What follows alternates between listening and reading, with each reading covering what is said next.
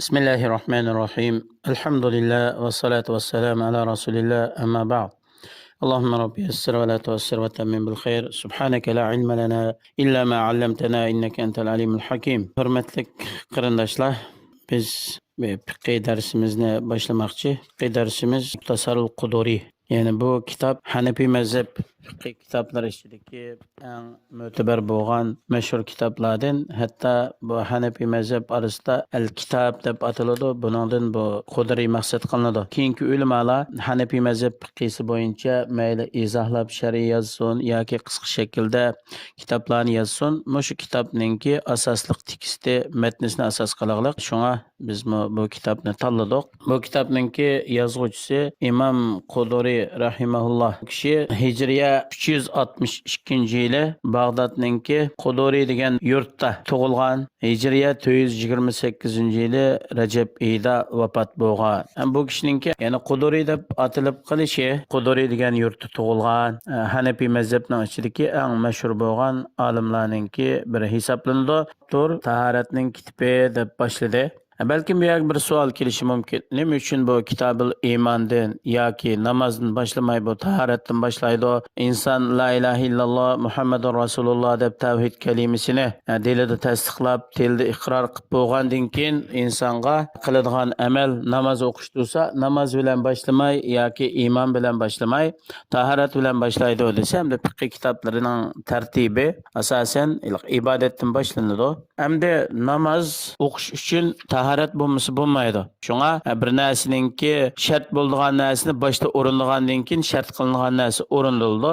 Taharati yo'q odamninki namozi qabul bo'lmaydi. Shunga payg'ambarimiz sollallohu alayhi vasallam sizlarning biringlarninki taharati sunib ketsa, taharat olmag'icha namoz o'qimasin degan. Yoki shu mazmunda. Shuning uchun taharatni mukammal olgandan keyin ibodat qilinsa, ibodat qabul bo'ladi. Shunga avtor o'zining kitobini Kitobut Tahorat, ya'ni tahoratning kitobi yoki bu tuvanda o'qiladigan masalalar, tahoratga aloqador masalalar, buni obdan quloq silang, obdan anglang deb tahoratdan boshlagan. Allah subhanahu wa ta'ala Qur'oni Karimda shunday deydi: "Ya ayyuhallazina amanu idza qumtum ila as-salati faghsilu wujuhakum wa aydiyakum ila al-marafiqi wa amsahu bi ru'usikum wa arjulakum ila al-ka'bayn." Ya'ni bu oyat karimada Allah mu'minlarga xitob qilib deydi: "Ey mu'minlar, sizlar idza qumtum ila as-salat", ya'ni namozga turganda degan sizning ta'rifingiz yo'q, namoz o'qishni maqsad qilgan vaqtinglarda, ya'ni yuzinglarni yuvinglar. Yüzünü yuyish va aynondan keyin ikki qo'linglarni ikki jaynikinglar bilan qatib yuvinglar va beshinglarga masih qilinglar, ikki putinglarni o'shqonglar bilan qatib yuvinglar deb bu oyatda buyurgan. Shunga har qanday masalaninki dalili Qur'oni Karimdan oyatdan ilinadi. Oyatdan bo'lmaganda payg'ambar alayhisolamning hadislaridan, sahobalarningki ijmolaridan ilinadi. Bu yerda bu oyatda so'zlangani hamda tahoratningki farzlari aldı bilen bir işninki muhim bo'lganlarini so'zlab, enandan keyin qo'shimcha sunnat, mustahab qatorliqlar bayon qilinadi. Bu yerda ham tahoratning farzi degandan tahoratni ikkiga ayrildi. Cho'ng tahorat, kichik tahorat deb. Cho'ng tahorat degan yuyinish kerak bo'lgani, kichik tahorat degan biz normalda shu namozga oldigan tahoratlar. Endi bu yuyinish degan namozga oldigan tahoratga qaraganda bu ko'p takrorlanmaydi.